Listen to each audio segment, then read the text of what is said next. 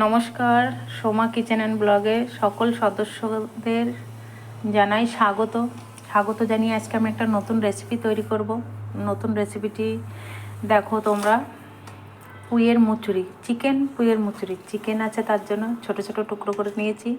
পুঁইয়ের মুচুরিগুলো কেটে নিয়েছিলাম, আর লম্বা লম্বা করে আলু কেটে নিয়েছি। ওর মধ্যে মশলা হিসাবে পেঁয়াজ, আদা, শুকনো লঙ্কা, রসুন, টমেটো কুচি আর গুঁড়ো জিরে, ধনে গুঁড়ো সব গুঁড়ো মশলা হিসেবে নেব, সেগুলোও তোমাদের দেখাবো। তোমরা দেখতে থাকো। আমার এই রান্নাটা সত্যিই ভালো লাগবে তোমাদের। জানি না খেয়েছো কি না, অবশ্যই এই আমার এই রেসিপি দেখে তোমরা ট্রাই করবে। চলো শুরু করি। প্যানটা আমি চালু করে নিলাম, এবার তেল গরম করতে দিয়ে দেবো।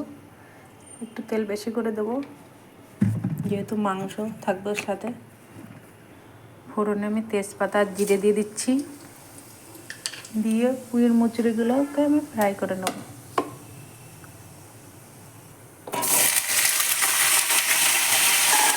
টুকরো করে কাটা মাংসগুলো দিয়ে দিই, দিয়ে লবণ, স্বাদ অনুসারে লবণ দিয়ে ভালো করে ফ্রাই করে নেব। সঙ্গে হলুদটাও দিয়ে দেবো, 1/2 চামচ মতন হলুদ দিয়ে দেবো।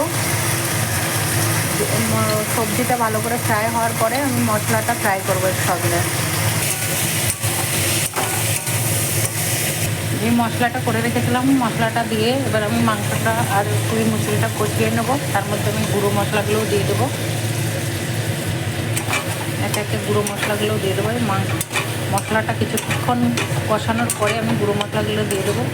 এরকম একটা রান্না কেউ যদি হাতের কাছে করে রাখে, ভাত খেতে তো তার এমনিই মন চাইবে, কারণ সবসময় সব কিছু মাছ দিয়ে ভালো লাগে না। কখনো কখনো একটু অন্যরকম করে রান্না করে খেয়ে দেখবে সব বন্ধুরা, দেখবে অসাধারণ লাগবে। ধনে গুঁড়ো দিয়ে দিচ্ছি 1 চামচ মতন, ছোটো 1 চামচের, কারণ মাংসটা তো বেশি দিইনি, একটুখানি মাংস, তাই সব মশলাগুলো একটু একটু করেই দিতে হবে।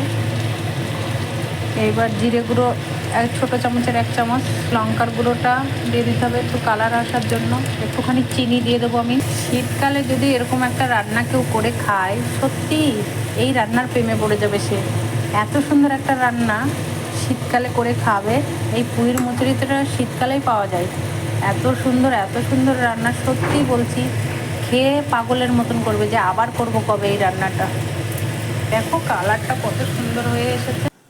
আমার এই রান্নাঘরটা আজকে তোমাদের দেখাচ্ছি। দেখো, ছোটোখাটো একটা রান্নাঘর, যাই হোক তোমরা সবাই দেখো সাজানো কেমন হয়েছে। দেখো, কালকে এই ঘরটা আমি কালার করছিলাম, তখন তোমাদের দেখিয়েছি। এবার আমি এতে কিছুটা জল দিয়ে দিচ্ছি। এবার আমি নামিয়ে নিলাম। তোমাদের যদি ভালো লাগে এই রেসিপিটা, অবশ্যই লাইক করবে, কমেন্ট করবে, সাবস্ক্রাইব করবে, শেয়ার করবে বন্ধুদের মধ্যে। অবশ্যই সাবস্ক্রাইব করবে বন্ধুরা, তোমাদের ভালোবাসা আমার খুবই দরকার। শুভ দুপুর।